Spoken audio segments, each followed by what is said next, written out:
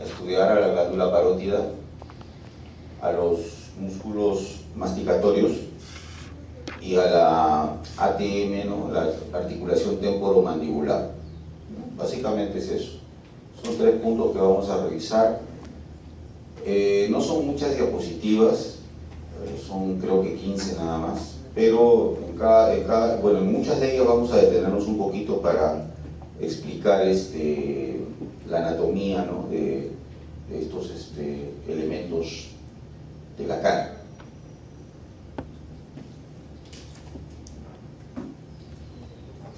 Bien, acá generalidades con respecto a la glándula parótida. Ocupa la mayor parte del espacio retromandibular. Está en la parte posterior de la mandíbula, por delante del pabellón auricular, ¿no? Esa es la localización de la glándula parótida.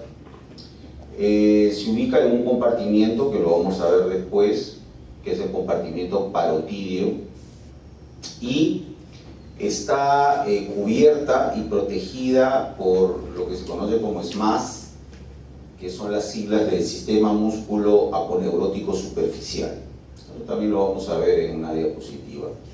Es una hoja aponeurótica, ¿no? Que es una extensión de los músculos faciales y que se ancla en el tejido adiposo, tejido celular subcutáneo y la piel, ¿no? La glándula parótida es una de las 3 glándulas salivales, ¿no? Las glándulas salivales son parótida, submaxilar, sublingual. La parótida es la más grande, más o menos pesa entre 20 y 25 gramos, y su conducto excretor, o sea, por donde excreta la saliva hacia la cavidad oral, se llama conducto parotídeo, ¿no? Bueno, hace muchos años se le llamaba conducto de Steno, ¿no? Es un epónimo, ¿no? Hay mucha bibliografía que todavía mantiene esa nomenclatura, ¿no? Steno, pero nosotros vamos a llamarle pues conducto parotídeo, ¿ya? Es una glándula exocrina por definición, y lo que produce básicamente es saliva, ¿no? Saliva.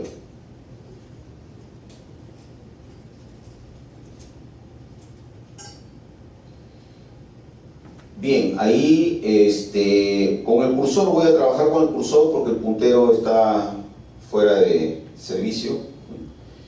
Acá tenemos la aponeurosis, ¿no? Esta que mencionábamos, el sistema músculo aponeurótico.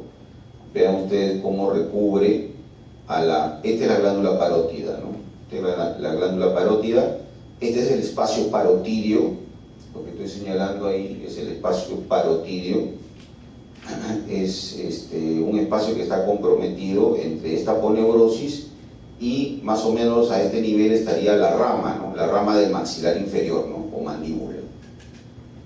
Está por delante, acá estaría el pabellón auricular, está por delante del pabellón auricular, ¿no? Y por encima de la rama del maxilar inferior. Esa es la hoja aponeurótica que hacíamos mención, ¿ya?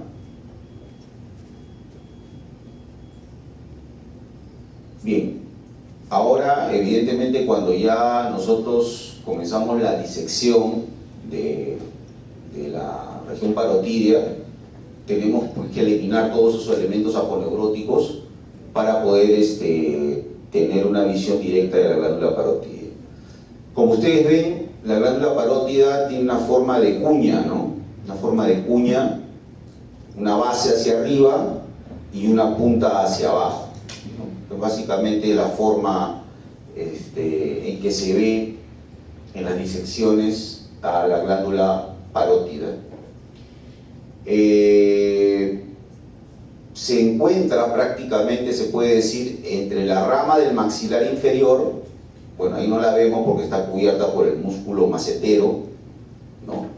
Y hacia atrás, el esternocleidomastoideo, que ahí sí se ve bien, el esternocleidomastoideo, y la apófisis mastoidea, ¿no? Que está un poquito más arriba, ¿no? Entonces, ahí van a aparecer unas barritas que van a señalar esos límites, ¿no? Ahí está, más o menos a ese nivel está la rama del maxilar inferior, ¿no? Y hacia atrás está un borde que va desde el esternocleidomastoideo hasta la apófisis mastoideo. Más o menos esos son los límites anterior y posterior de la glándula parótida, ¿ya? Podemos hablar también de borde, ¿no? Borde anterior, borde posterior. Es más, la literatura lo menciona así, como borde, ¿no? Y hacia abajo se proyecta, como ya les dije, en forma de cuña, en forma de cuña. Ahora, en ese borde anterior vamos a ver justamente el conducto excretor, ¿no? El conducto parotidio, que ahí está en color verde. Acá está, este es el conducto parotidio, ¿cierto? Este es el conducto que recoge toda la saliva, todos los productos de excreción que produce la glándula parótida. Miren cómo el conducto parotidio pasa por encima del músculo macetero. Este es el macetero, es uno de los músculos masticatorios que lo vamos a estudiar posteriormente, ¿no?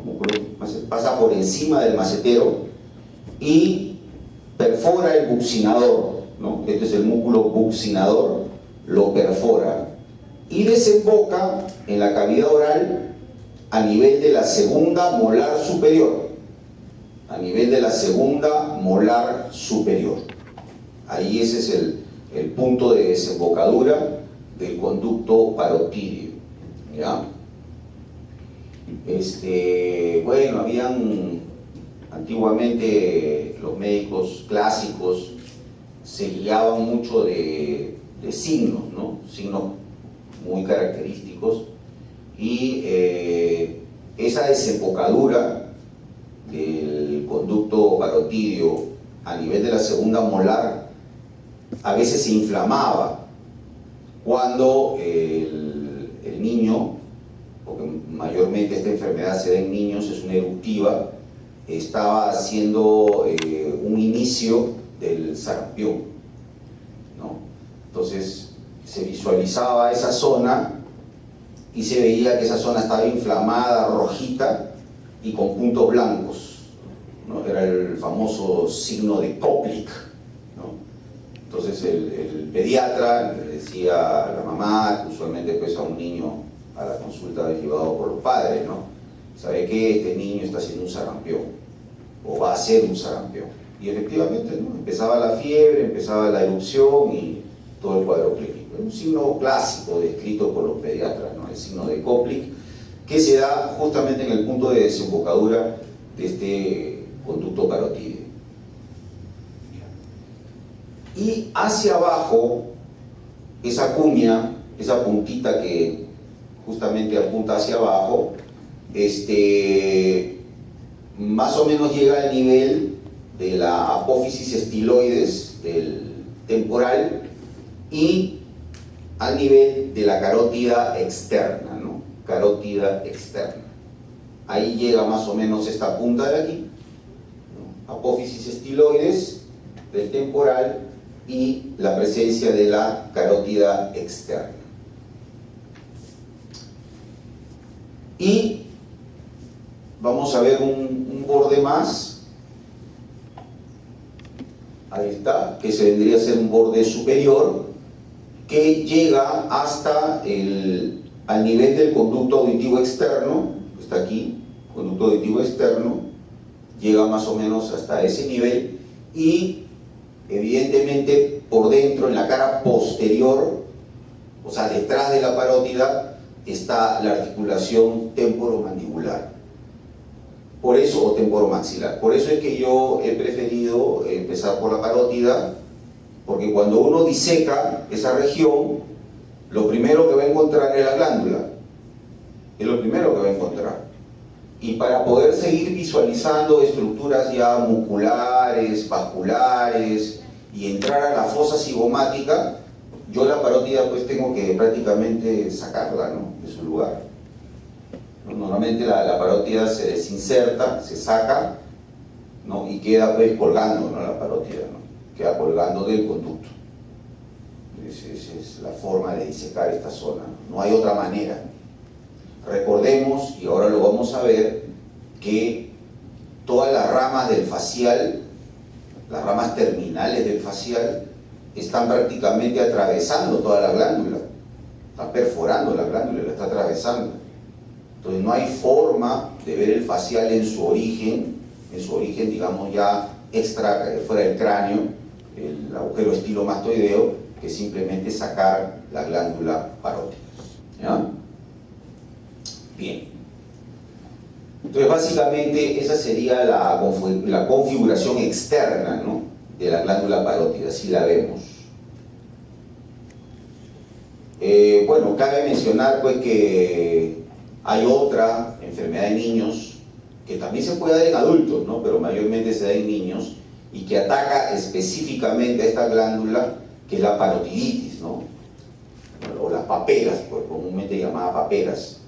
Ya cada vez se ve menos porque ahora pues hay un plan de vacunación por parte del Ministerio de Salud en donde se administra pues una vacuna triple, ¿no?, normalmente, que es la sarampión, papera y rubiola, ¿no?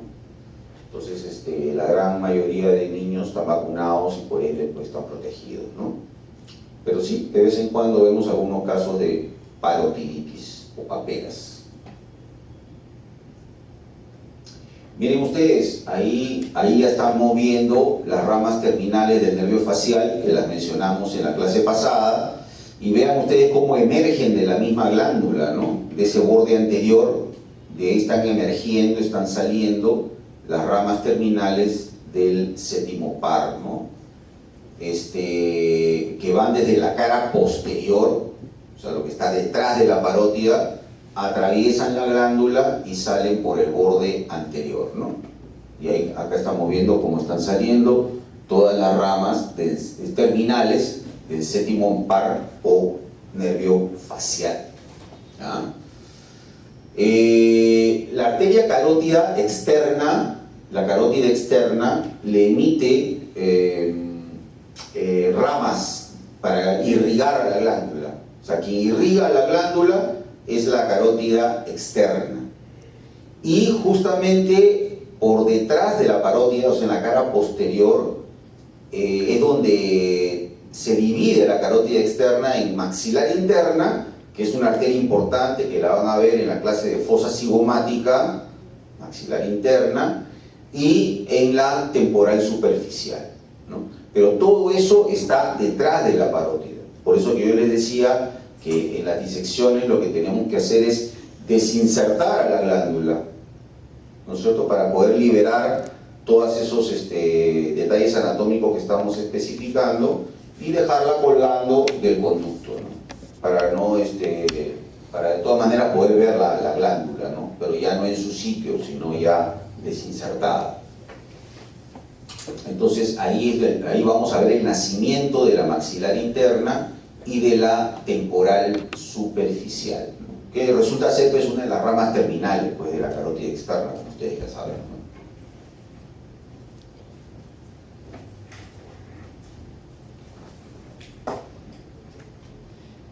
Bien, con respecto al drenaje linfático, ¿no?, ustedes saben que todo órgano, toda glándula, toda víscera siempre tiene una linfa, ¿no?, que se va recolectando en todo el organismo para que retorne a la circulación, ¿no?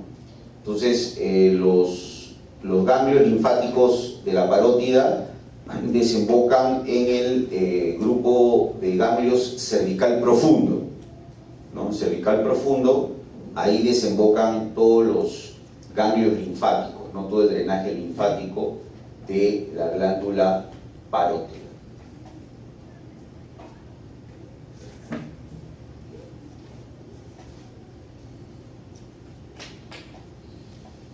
Bien,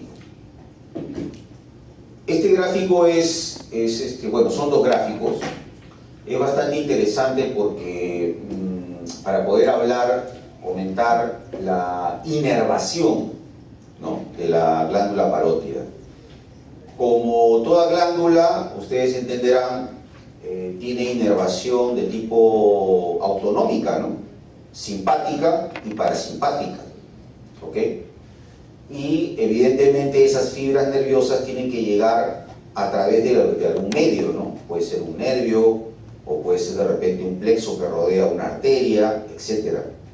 Entonces ahí vamos a ver que la inervación parasimpática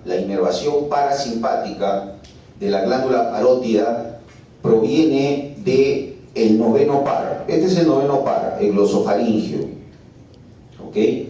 Hay unas fibras nerviosas parasimpáticas que salen del ganglio inferior, este es el ganglio inferior del nervio glosofaringio, e ingresan a un ganglio que es el ganglio óptico, que se visualiza en la fosa cigomática. Cuando se haga la clase de fosa cigomática vamos a hablar del ganglio óptico.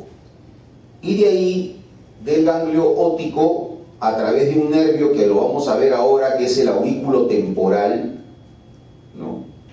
El aurículo temporal, van a salir las fibras parasimpáticas y van a llegar a la glándula parótida, ¿ok? Esas son en celeste están las fibras parasimpáticas que provienen, repito, del noveno par, ¿ya? El glosofaringio. Si ustedes cogen, hay mucha literatura que habla sobre la inervación de la glándula parótida y dice de frente, ¿no? Inervación de la parótida, noveno par. Pero eso es una verdad a media, ¿no? A medias, como vamos a ver después. Ahora, a través del aurículo temporal, que ahí lo he señalado, y ahí ustedes lo ven perfectamente, el aurículo temporal es una rama del quinto 3 del nervio maxilar inferior o mandibular. Recuerden eso, el aurículo temporal es una rama posterior del quinto 3 o maxilar inferior o mandibular. Esa rama va a darle sensibilidad a la zona auricular, a la zona del pabellón de la oreja, por detrás del pabellón de la oreja. Ese es el nervio aurículo temporal.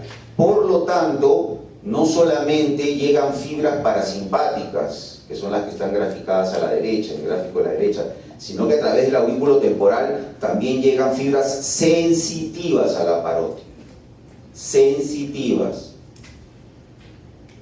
Bueno, por ahí alguien debe haber escuchado o debe haber leído alguna vez que la parotiditis, o sea, las paperas, son bastante dolorosas, porque la glándula duele, y duele por las fibras nerviosas sensitivas que van por el nervio aurículo temporal, acompañando a las fibras parasimpáticas que provienen del noveno par o glosofaringio.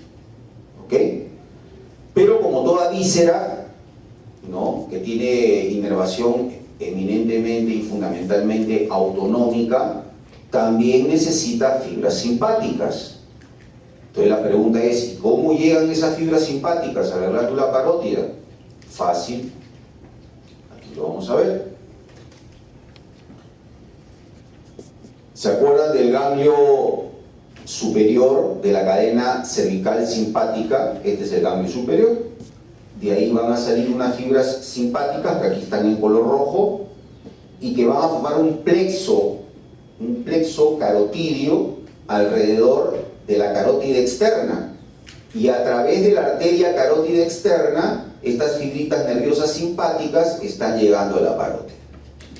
Entonces, se vale de una gran arteria, que es la carótida externa, a través de un plexo, que es como una mallita de fibras nerviosas, y llegan las fibras simpáticas a la glándula parótida. Entonces, de esa manera, la glándula está inervada por el parasimpático y por el simpático, ¿ya? Ustedes saben de que casi todas las vísceras que tienen que ver con los mecanismos de la digestión están activadas por el sistema parasimpático, ¿no? Entonces, evidentemente, el parasimpático va a estimular la producción y secreción de saliva, ¿no?, por parte de la parótida. Y lo que va a hacer el simpático es la acción contraria, la inhibición. Pero ese es un tema ya de fisiología, no quiero entrar en otra materia que no sea la anatómica.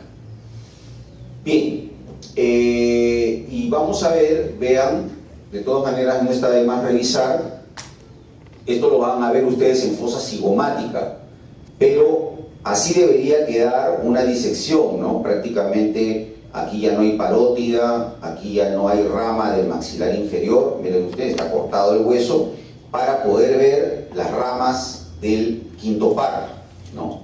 Oftálmico, maxilar superior, y este es el maxilar inferior, ¿no? El más voluminoso de los nervios. Y acá ven ustedes el aurículo temporal, ¿no? Este nerviecito aurículo temporal, que es una rama posterior que se va hacia atrás del quinto 3, nervio mandibular, como les repito, tiene un detalle. Este nervio aurículo temporal, vean ustedes que le hace un ojal a la arteria meningia media, ¿no? A la meningia media de la arteria le hace un ojal.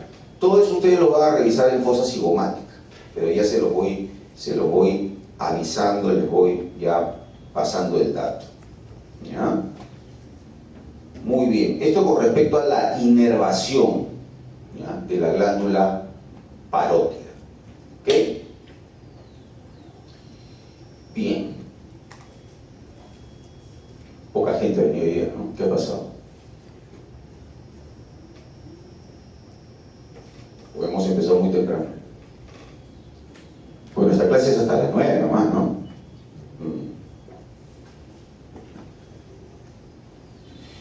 Muy bien, vamos a pasar al segundo tema de la presente clase, ¿no?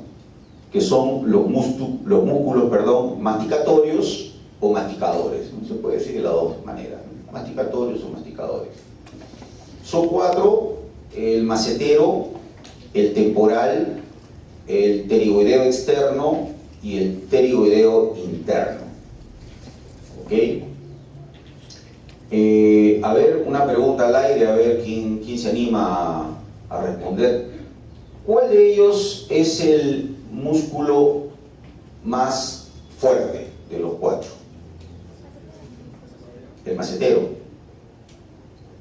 ¿Están de acuerdo? Ya. Bueno, me veo en la penosa función de decirte que no. Pero está bien, se valora tu intervención. Yo también en un momento pensé que el macetero era el más potente, el más fuerte, ¿no? Pero no, el más potente y más fuerte es el temporal. El temporal, ¿ya?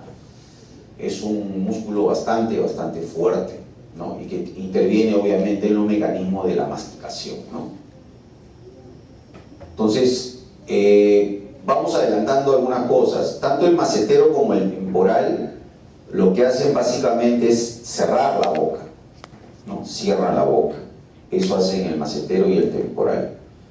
Mientras que los pterigoideos, tanto externo como interno, se encargan de los movimientos de lateralidad, o sea, llevar la mandíbula de un lado al otro, ¿no? Es un movimiento bastante característico en los rumiantes, por ejemplo, ¿no? Movimientos de lateralidad de la mandíbula. Nosotros también lo hacemos, evidentemente, cuando comemos, por ejemplo, ¿no?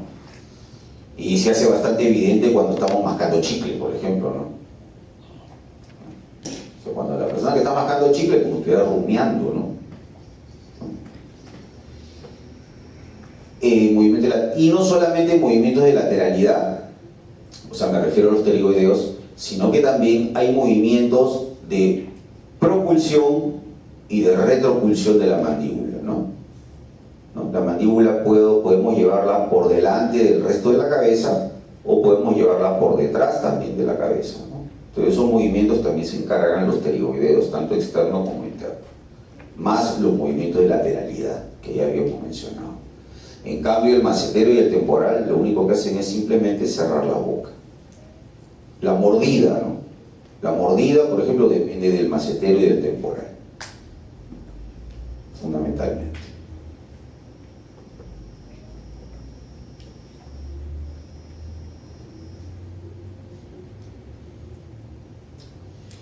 Bien, ahí tenemos a los primeros músculos masticatorios, ¿no? El temporal y el macetero, ¿no?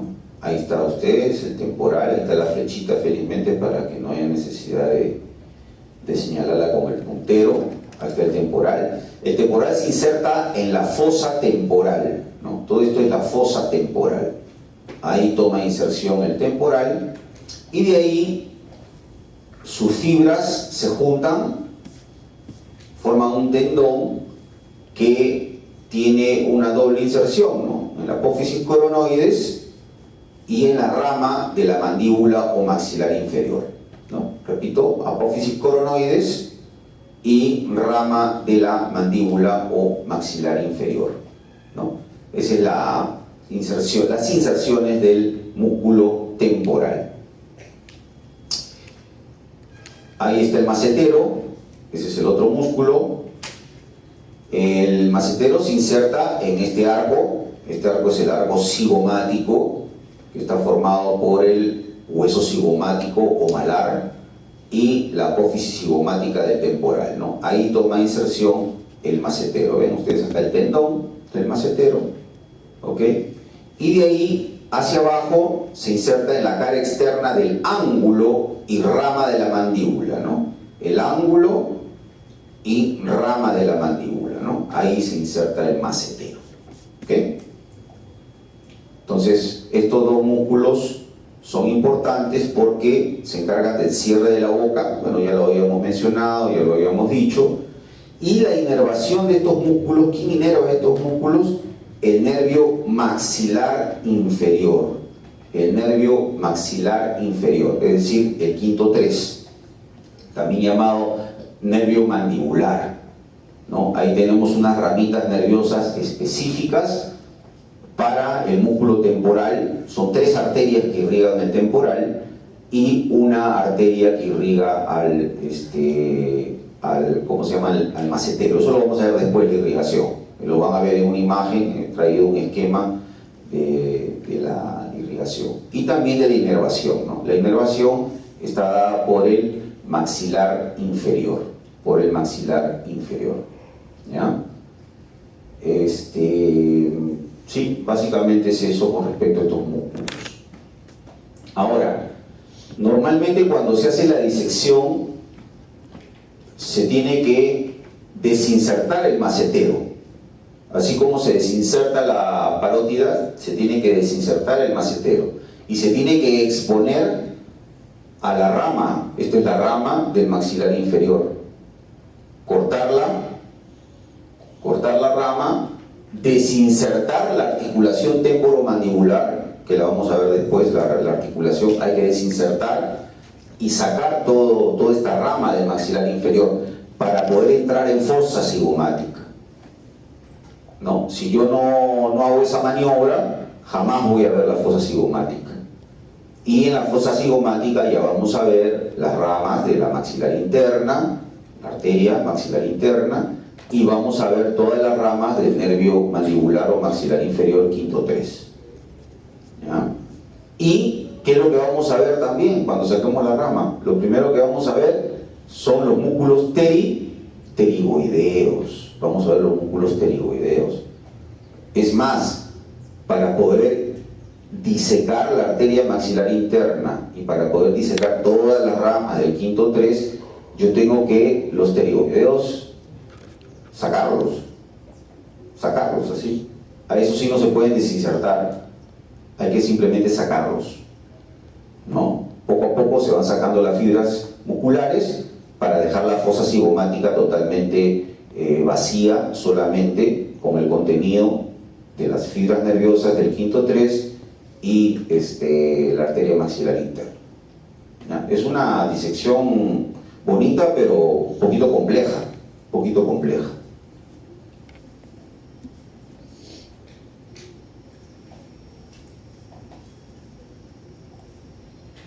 Bien, ahí está. ¿Ven ustedes cómo ahí se ha hecho, bueno, se ha preservado la articulación temporomandibular, pero han hecho pues una sección, ¿no?, en L de la rama de la mandíbula, ¿no?, para poder ya visualizar a los músculos pterigoideos, ¿no?, a los músculos pterigoideos, que ahí están señalados con sus respectivas flechas, ¿no?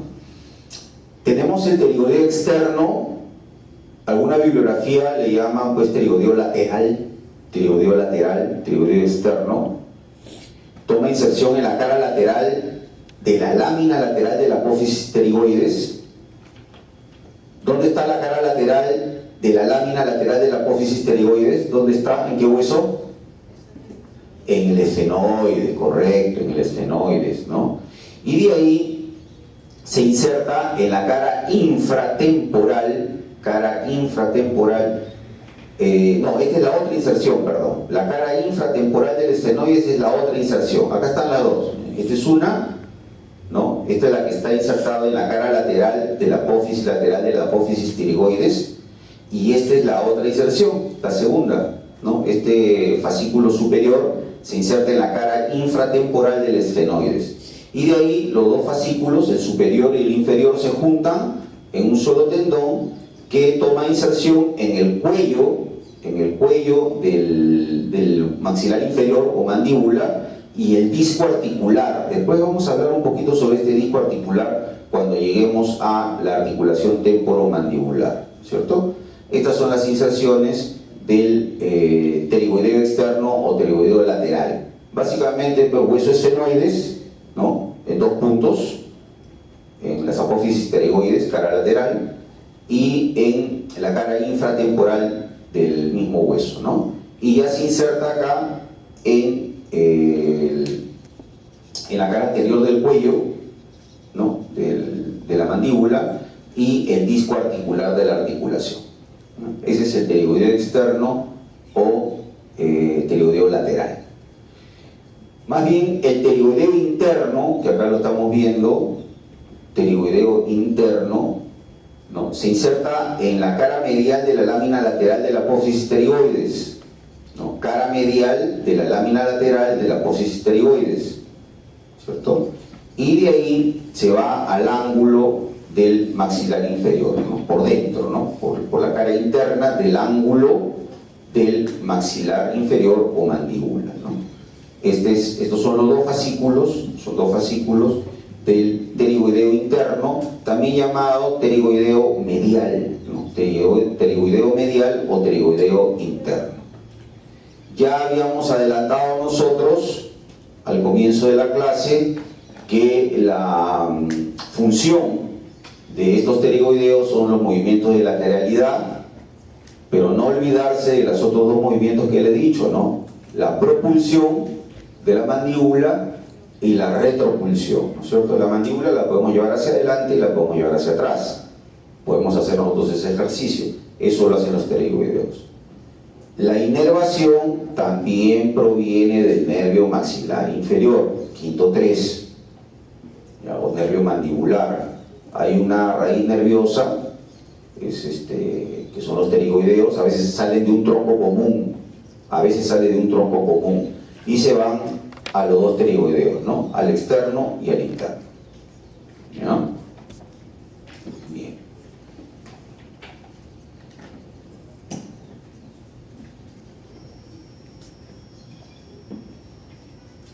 Esa es una vista frontal, pero por detrás, ¿no? Estoy viendo de frente a la mandíbula, pero por la parte posterior, ¿cierto? Entonces ahí, en esta vista, por detrás, estamos viendo, ¿qué pterigoideo será este de acá que estoy señalando? El externo o lateral, ¿no es cierto? Y este de acá, el interno o medial, ¿no es cierto? Medial.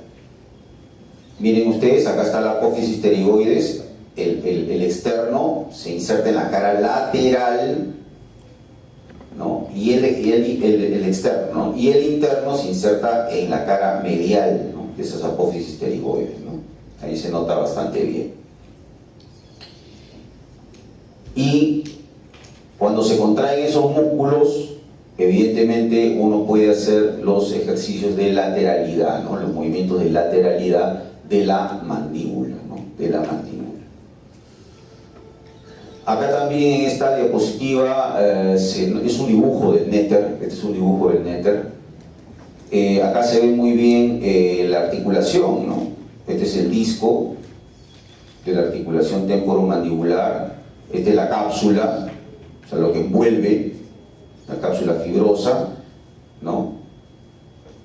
Esta es la cavidad. ¿Qué cavidad es esta? ¿Cómo se llama la cavidad donde se articula el cóndilo? fosa mandibular o también cavidad glenoidea, ¿no? Fosa mandibular o cavidad glenoidea, ¿de qué hueso? No, temporal, temporal, no se olviden, por favor, temporal, ¿ya? Y ahí se inserta el cóndilo. Ahora, vamos adelantando un poquito el tema articular. Esta articulación temporomandibular tiene su particularidad, porque son dos articulaciones, la derecha y la izquierda, y funcionan de manera coordinada, ¿no es cierto? Las dos tienen que funcionar de manera coordinada. Eso no deja, o sea, eso no deja, esta articulación no deja de ser una articulación condilia, pero el hecho de que sean dos y que funcionan a la vez le da cierta limitación de movimiento a la articulación condilia. Normalmente una articulación condilia tiene más o menos bastante movimiento, ¿no? Tiene bastante libertad de movimiento. Acá se ve un poco limitado porque funcionan las dos. Por eso que algunos autores mencionan de que las articulaciones, la articulación temporomandibular se puede considerar como una doble condilia. Claro, doble porque son dos, pues, ¿no? Una a cada lado, ¿no es cierto? Y eso como que le quita un poquito de movilidad a la mandíbula. Bien.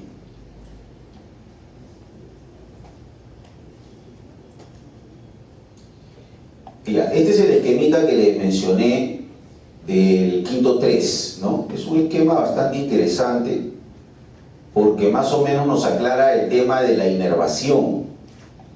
Vean ustedes el aurículo temporal, ¿no? El nervio aurículo temporal, que esto se ve en la disección, debe de ver, ¿no? Es una rama posterior del quinto 3, ¿no? Ese nervio grueso que atraviesa el agujero oval es el quinto 3, ¿no? Y acá tenemos el aurículo temporal, que le va a dar sensibilidad a la región auricular, a la región retroauricular, ¿no es cierto? Y es aquel nervio que le lleva fibritas sensitivas y parasimpáticas ¿a qué glándula?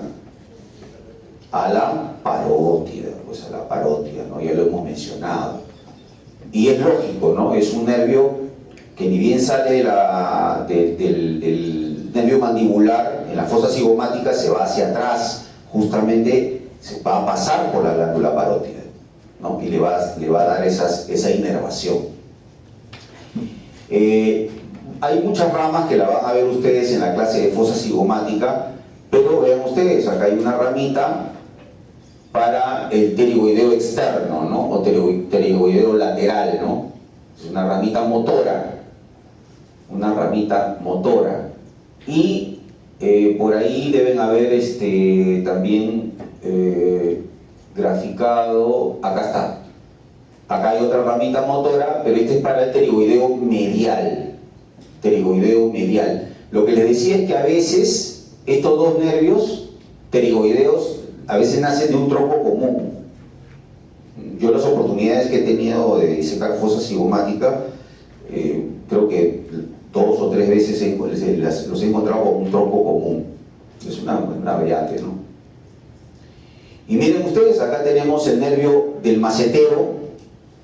Nervio del macetero es un nervio motor también, va al músculo macetero. Y tenemos los nervios temporales profundos, que también son motores. ¿Y a qué músculo van? Al músculo temporal. Entonces, básicamente, si nosotros movemos la mandíbula, es gracias a ese nervio, ¿no?, mixto, que es el quinto 3, ¿no? Es el nervio mandibular. Ya después van a ver ustedes que este nervio, en la clase de cigomática, tiene también ramas sensitivas, ¿no? La rama lingual, por ejemplo, la rama alveolar, son ramas sensitivas, ¿ya? Ahora nos estamos abocando fundamentalmente a las ramas motoras, dado que estamos desarrollando los músculos masticatorios o masticadores, ¿ya? Bien. Ya el quinto 3 pues tiene las otras ramas que ustedes ya conocen, ¿no? El nervio maxilar superior y el nervio oftálmico, ¿no? Las 3 ramas nacen del ganglio de Gasser. Bien.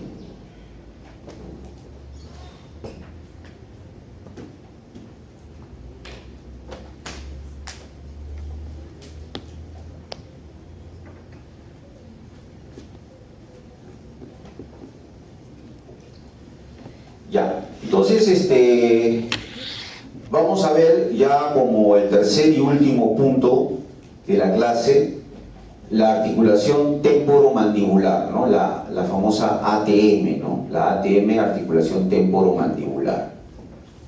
Entonces, pero antes de ver la ATM vamos a aprovechar este grafiquito que me parece que lo saqué del Adam, me parece.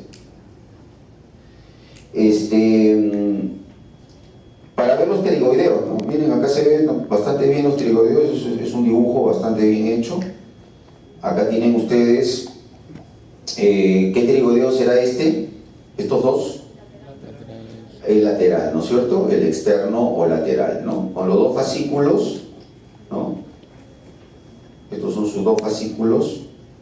Esto toma inserción en la apófisis pterigoides, en la cara lateral, y esto en la cara temporal del esfenoides también, ¿no?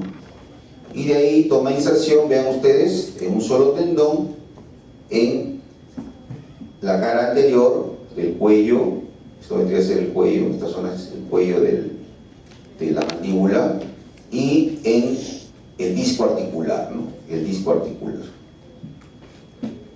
Y también vemos el otro pterigoideo, el medial o interno, ¿no? Que también tiene dos fascículos, el superficial y el profundo, ¿no es cierto?, que se insertan a nivel de la cara interna, pues, de la rama y del ángulo del maxilar inferior o mandibular. Bien, esta es la articulación temporomandibular. Vamos a identificar este disco. ¿Por qué hago mucho énfasis en el disco? Porque normalmente las articulaciones, esta es una articulación ¿de qué tipo? Es una diartrosis, ¿no es cierto? Diartrosis, el concepto es que es una articulación de gran movimiento. Y dentro de las diartrosis, ya hemos dicho, es ¿de qué género? Condilia, ¿no es cierto? Condilia. Bien, pero la presencia de ese disco articular, ¿no es cierto?, que prácticamente está en toda la parte superior y sigue todo el contorno del cóndilo, ¿no?, y todo el contorno de la cavidad glenoidea, del temporal o fosa mandibular, como bien dijeron, es un fibrocartílago. Ese disco fibroso es un fibrocartílago, ¿ok? Y eso un poco como que se puede comparar, claro, no es la misma anatomía, ¿no? No es la misma forma, pero se puede comparar mucho con los meniscos de la rodilla, ¿ya? Cuando ustedes llevaron rodilla en anatomía 1, estudiaron los meniscos, ¿no es cierto?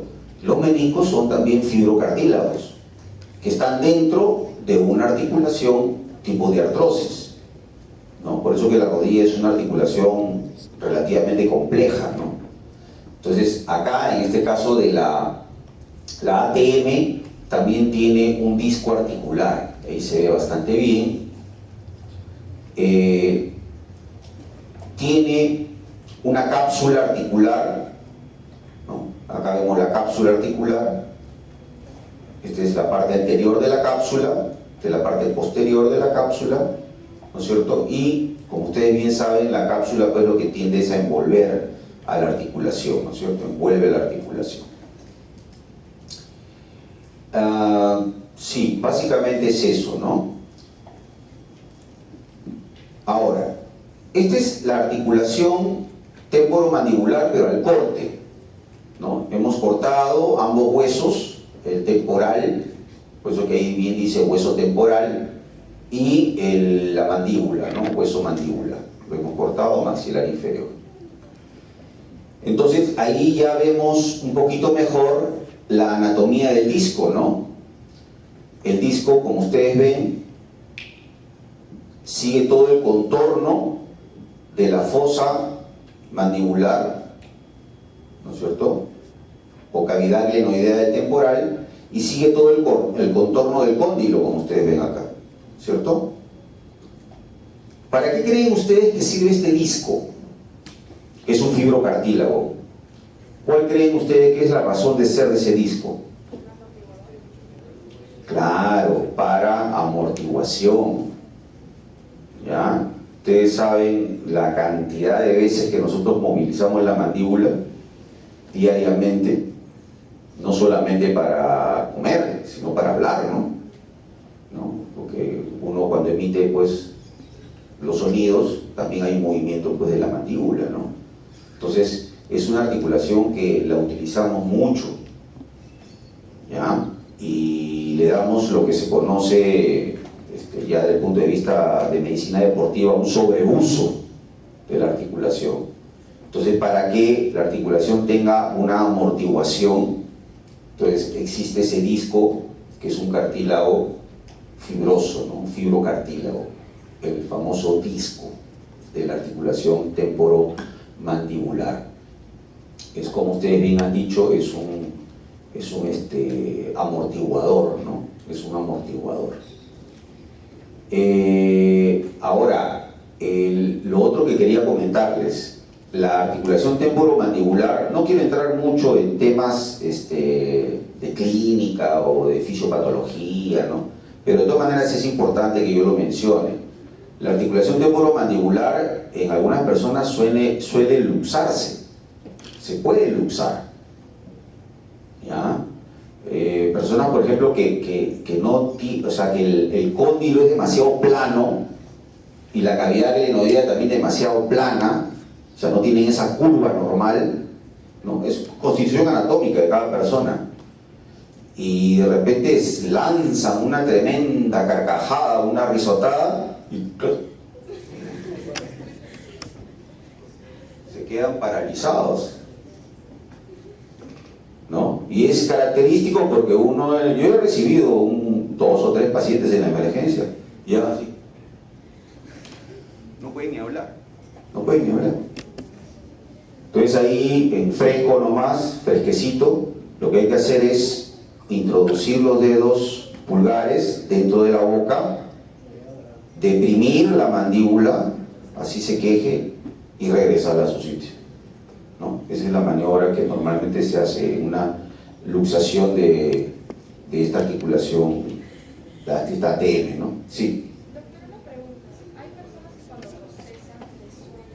Sí. ¿A qué se puede deber? Sí. No, los crujidos, como los conejitos, por ejemplo, son simplemente fricciones de superficies articulares. Sí, claro. Pero no, muchas personas piensan de que eso es algo malo, que eso a la larga puede causar ciertos problemas, no, pero no en absoluto. Pero sí, cuando uno bosteza suele crujir, son los conejitos que le salen a la articulación, ¿no? A la temporomandibular. En líneas generales uno no debería forzar la abertura de la boca, ¿cierto? Y al respecto, ¿qué pasa, muchachos? Yo he dicho de que los músculos macetero y temporal obturan la boca, la cierran, y ustedes no me preguntan quién las abre. Pensé que me lo iban a preguntar. Claro que si cerramos la boca, pues hay alguien que la abre, ¿no? ¿Qué músculos abren la boca? O deprimen la mandíbula, mejor dicho, ¿no? Para hablar con más propiedad. ¿Qué músculos deprimen la mandíbula? No, pterioideos son movimientos de lateralidad. Correcto, ¿no? Los suprayoideos, como el miloioideo. El miloioideo deprime la mandíbula, ¿no? El vientre anterior del digástrico también deprime la mandíbula. Y ojo, el vientre anterior del digástrico y el miloioideo coincidentemente son inervados también ¿por quién? Por el quinto par, ¿no? Por el quinto par, por el nervio mandibular.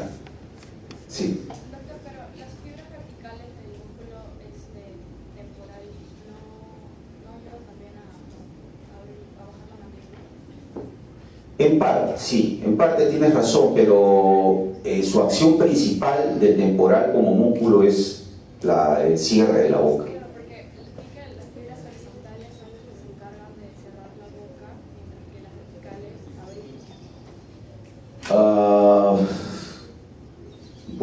complicado, ¿ah? No comparto yo esa información, la verdad. De todas maneras, yo voy a revisarla y en la próxima clase yo te lo confirmo, ¿ya?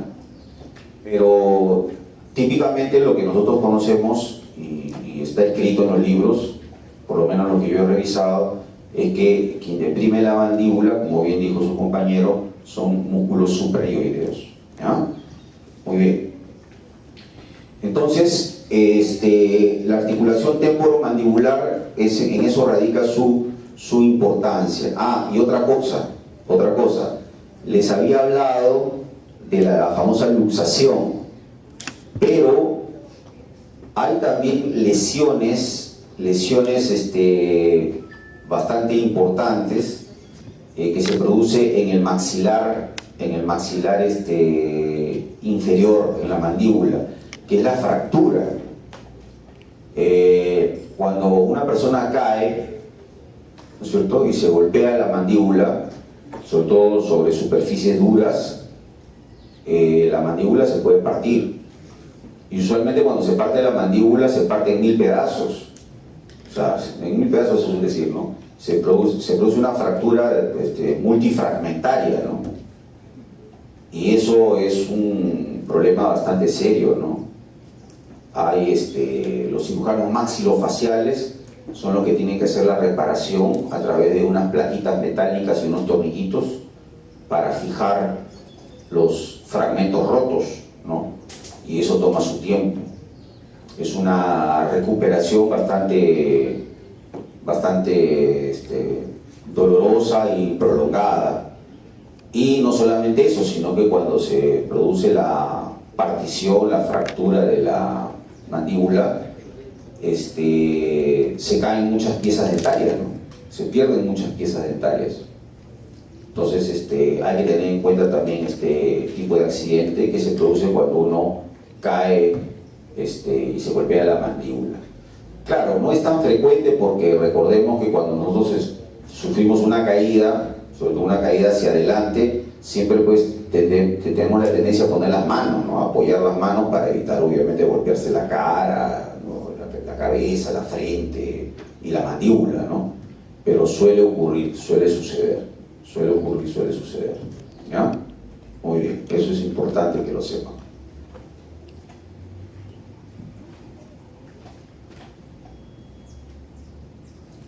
Ya, esta articulación, justamente por la cantidad de movimientos que ejecuta diariamente, es una articulación muy trajinada, está fijada por ligamentos. Son 3 ligamentos importantes que fijan a la articulación temporomandibular, ¿ya? El ligamento, tenemos primero el temporomandibular, ¿no? El ligamento temporomandibular, que ustedes lo están viendo, ahí de todas maneras lo voy a señalar, es este de acá, ligamento temporomandibular, que se dirige desde el arco cigomático, como ustedes ven, aquí está el arco cigomático, hasta el cuello, ¿no? Hasta la región cervical o cuello de la mandíbula, ¿no? Este es el ligamento temporomandibular. No se confundan, esta es la cápsula, ¿ya? Esta es la cápsula que envuelve la articulación. Este es el ligamento temporomandibular. Luego tenemos otro ligamento, miren, que parte de la apófisis estiloides, ¿no? Que es el ligamento estilomandibular, que es el tercero que está escrito ahí en la diapositiva, ¿no? El ligamento estilomandibular, ¿no? Va desde la apófisis estiloides del hueso temporal hasta el ángulo de la mandíbula, ¿no? El ángulo de la mandíbula. Y por dentro, ¿no? Tenemos el ligamento esfenomandibular, que va desde la espina del esfenoides hasta la língula de la mandíbula, ¿no? Desde la espina del esfenoides hasta la língula de la mandíbula. Entonces tenemos una protección externa, el temporomandibular, y posterior por parte del ligamento estilomandibular. Esos ligamentos son los que le dan consistencia, le dan estabilidad, mejor dicho, a esta articulación temporomandibular. ¿Ya? Sí, básicamente es eso la clase.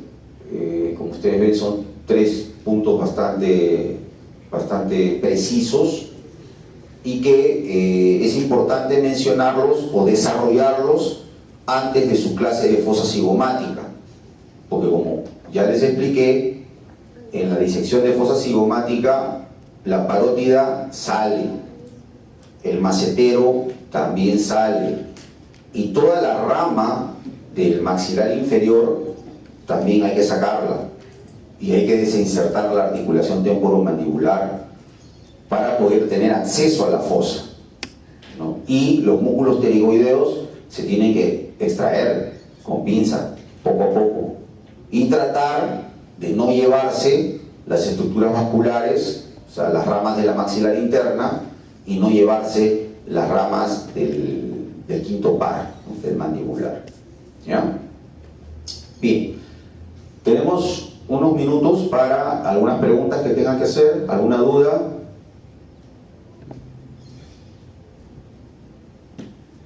¿Sí? ¿Todo está bien? ¿Todo está claro? Ya, miren, nosotros no vamos a desarrollar clase virtual porque ya la hemos terminado, no hay ninguna necesidad de hacer clase virtual el fin de semana, pero ya después, la próxima, se viene una clase bastante, digamos, nutrida, que es fosa cigomática y pterigomaxilar, ¿ya? Y que es prácticamente la continuidad anatómica de lo que hemos empezado el día de hoy. Y de ahí solamente quedaría ya, me parece, una semana más de clase, nada más, ¿ya?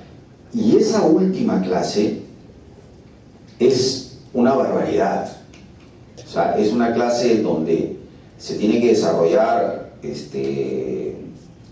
olfacción, ¿no es cierto?, el aparato olfatorio, se tiene que desarrollar el aparato gustativo, se tiene que desarrollar el aparato auditivo y se tiene que desarrollar globo ocular, ¿no?, órgano de la visión.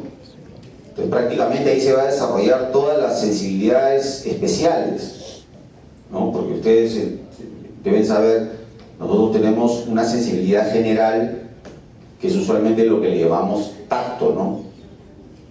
Y tenemos también la propiocepción, que es una sensibilidad general, pero después tenemos sensibilidades especiales, específicas, ¿no?, que son la visión, la audición, la olfacción y la gustación.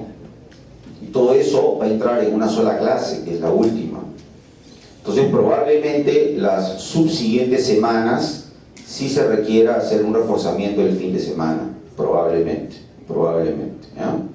Así que, y ojo, no se duerman, porque no dejen todo para el último, para el final, porque si no, esas 2 últimas semanas van a ser bastante cargadas. Entonces sería bueno que ustedes ya revisen o vayan revisando todo lo que hemos desarrollado hasta el día de hoy, ¿ok? Lo dejen ya,